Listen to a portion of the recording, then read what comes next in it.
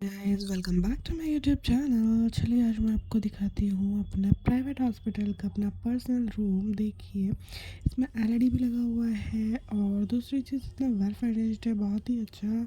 मतलब इंसान को यहाँ पे रहने को दिल करेगा। पर हॉस्पिटल है तो हॉस्पिटल में तो इंसान बीमार होके ही जाता है ना, उस जगह में थोड़ी जाता है। और सबसे मेन चीज़ ये लोग ज़्यादा रखते भी नहीं है आपको। तो बस देखिए यहाँ पे कितनी खुशी हो रही है। कोई कह सकता है हम लोग यहाँ पे एडमिट हुए मतलब सर्जरी के लिए, लेकिन नहीं, यहाँ पर हम लोग जो है इतने फन मतलब इतने मज़े से बैठे हुए थे जैसे हमने यहाँ पे पिकनिक मनाने आए हूँ।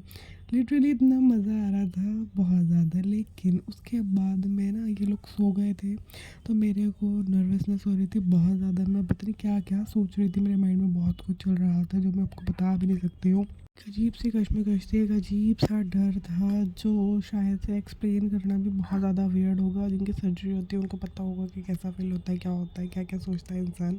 तो बस वही सब मेरे माइंड में भी चल रहा था। बहुत ही मतलब ये मेरा सर्जरी से पहले का है कि मैं इतना वो थी। फिर उसके बाद मैं नॉर्मल हो गई थी, पूरी रात में सो नहीं पाई थी जिसकी वजह से मेरा बीपी फिर से हाई हो गया था। 160 कुछ था, 160 170 हो रहा था। लेकिन कोई बात नहीं, फिर भी डॉक्टर्स ने कहा कि हम कंट्रोल कर लेंगे, यू डोंट वरी, आप ज़्यादा मत सोचो। उसके बाद में हम लोग डिस्कस कर रहे थे कि हमारे पास क्या है क्या नहीं है। मतलब कुछ चीज़ ऐसी है ना जैसे कि लाइक मैटरनिटी पैड्स वगैरह या फिर मैटरनिटी आउटफिट्स। तो ऐसा कुछ भी मैंने बाय नहीं करा था क्योंकि मेरा तो ड्यू डेट था ही नहीं।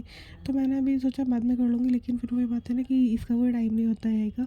तो बस इसी वजह से हमने कुछ बाय नहीं करा। उसके बाद ना हम लोग वो ये सारे डिस्कशन कर रहे थे बैठे हुए कि ये नहीं है वो नहीं है। मैं कह रही कि कोई नहीं, घर पर रहेगा, मैं ले आऊँगी जाके, तो बेफिक्र रहे।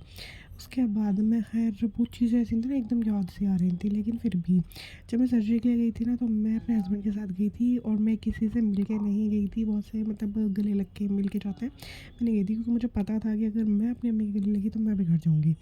तो बस मैंने पलट के भी नहीं देखा था। और जब मैं ओटी में गई तो अपने हस्बैंड को बाहर ही छोड़ के गई थी।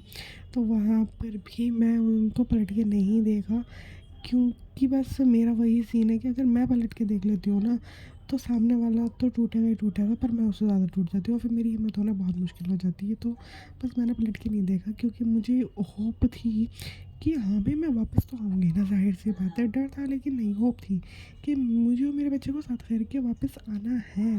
तो बस अल्लाह ने वही चीज़, वही उम्मीद, वही भरोसे को कायम रखा और हम माँ बच्चे को साथ कर के हम ओटी के बाहर आए। तो बस ये हमारी लाइफ का सबसे प्रीशियस मोमेंट था जो मेरे फैमिली में किसी ने भी कैप्चर नहीं करा था। क्योंकि वो चीज़ हम लोग ना एकदम प्रीशियस मोमेंट को याद तो रखना चाहते हैं, लेकिन सिर्फ इतना कि हम सही सलामत हैं, ना कि ये कि हम किस प्रोसेस से गुजरे या हमने क्या वक्त गुजारा। कहते हैं ना बुरे से बुरा वक्त भी टल जाता है, क्योंकि जब अच्छा नहीं टिकता तो बुरा कैसे टिक सकता है। मेरी लाइफ का भी यही था और जिनकी वजह से मैं यहाँ पर आई थी, जिनके रेफरेंस पे मैं यहाँ पर आई थी, मैं उनका ज़िंदगी भर शुक्रगुज़ार रहूँगी। वो एहसान कभी नहीं जताएँगे, लेकिन मैं उनकी शुक्रगुज़ार रहूँगी क्योंकि लास्ट मोमेंट पे उन्होंने कॉल किया और उनके कॉल की वजह से सर्जन पर्सनली मिलने के लिए आए, जबकि वो अपने घर जा चुके थे।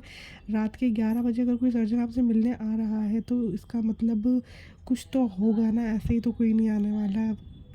बस यही मेरी लाइफ शुरू हो चुकी है।